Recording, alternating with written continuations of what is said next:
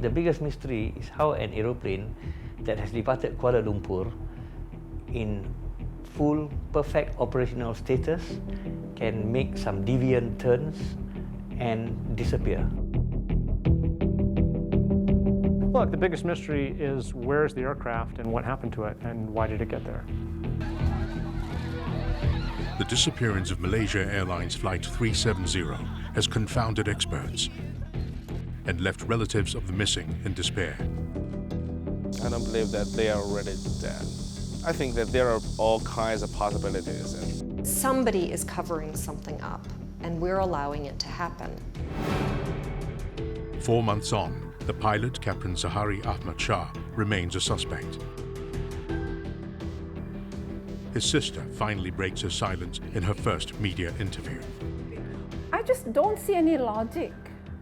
I don't see any reason why he would want to be a rogue pilot.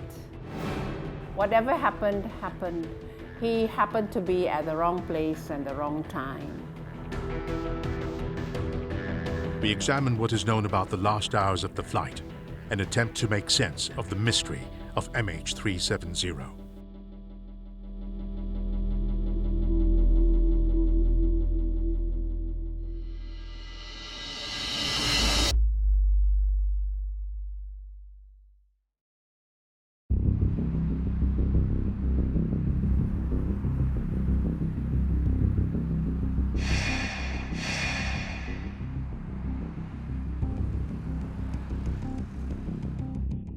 Delivery Malaysia 370, good morning. Malaysia 370 is straight to Beijing via Pibos Alpha departure, 6,000 feet, squawk 2157. March 8, 2014. There were 239 people on board MH370 that night, 12 crew members, 227 passengers. They included Kathy and Robert Lawton, globetrotting grandparents from Australia, Chandrika Sharma, an aid worker on her way to Mongolia for a conference, and Malaysian Tony Tan, headed to Beijing for holiday. US citizen Philip Wood was going home to Beijing, where he had been living for several years. He had recently found work in Kuala Lumpur and was preparing for the move to the Malaysian capital. Philip was on MH370 on the morning of March 8th because he was returning to Beijing to help me pack up our apartment to move to KL. The moving company was planning on showing up at 10 o'clock in the morning on March 8th in order to pick up the shipment. So Philip had to schedule to be on that red-eye flight in order to be there in time.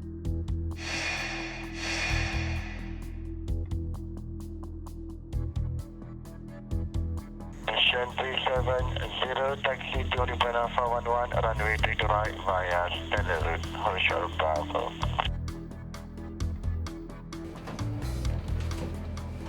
Inside the cockpit, the pilots were making the final checks.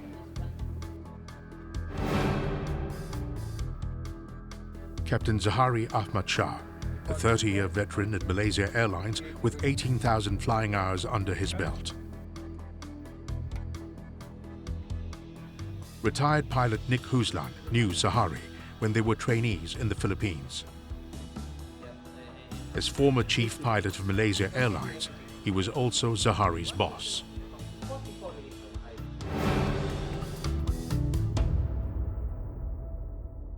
My recollection of Captain Zahari in my tenure as a chief pilot is that he's a trouble-free pilot. Unless you have a problem, you will not be coming to office. So there could be occasions when I don't even see pilots for 2 to 3 years because they do not have any problems. Captain Zahari was one of those. He never had any problems. That night, Captain Zahari was assisted by First Officer Fariq Abdul Hamid.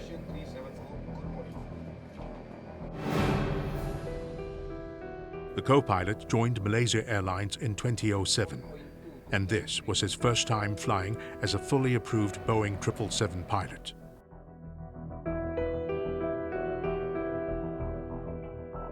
The Boeing 777 is widely considered one of the safest commercial planes ever built.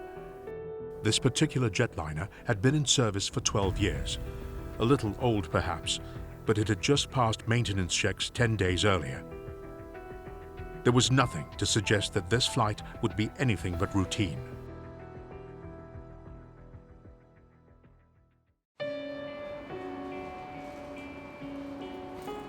Yeah, it was in the late afternoon of March 7th.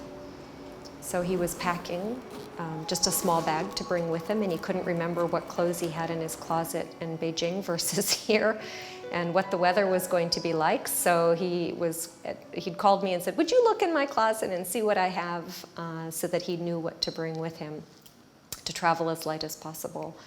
And that was the last time we talked live. It was just by phone.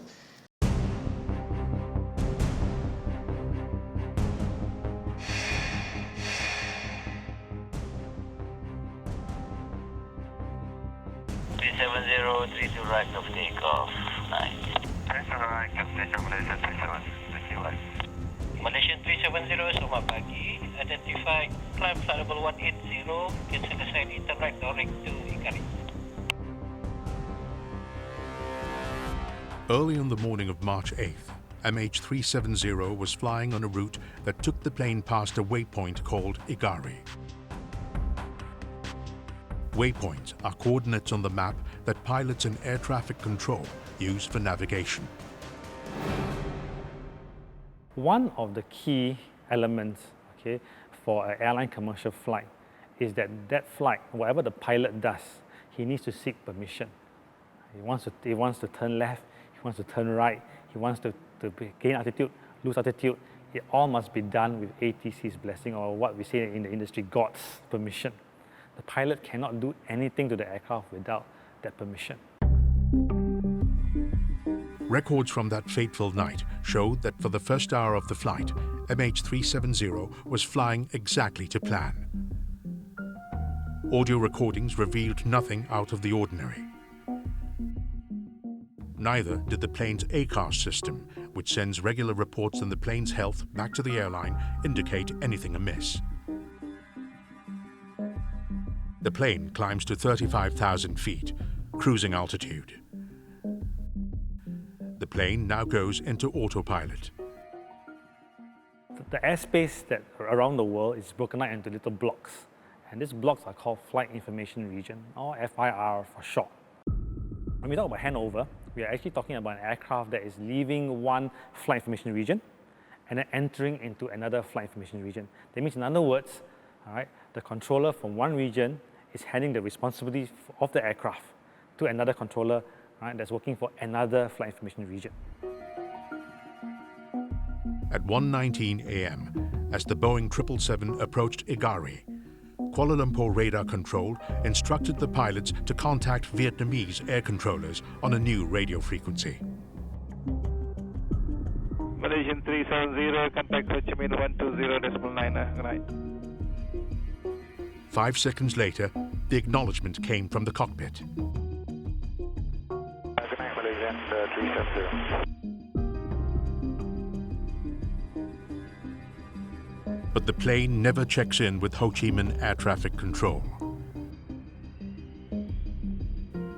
And that final message, "Good night, Malaysian 370, was the last time anyone heard from the aircraft.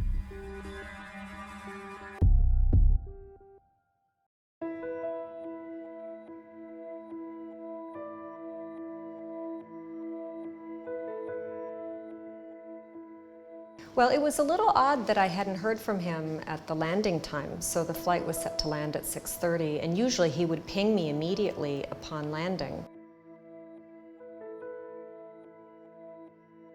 The driver was there waiting for him, and he didn't come, and that was so unusual, and the board just kept showing delayed. Alone at home and desperate for information, Sarah Bajak went online in search of news. By a little after 10, it was pretty obvious that something was seriously wrong, and I called Philip's parents first. That would have been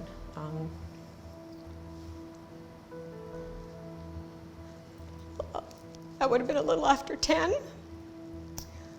And of course they were shocked, and we talked a little bit about what to do.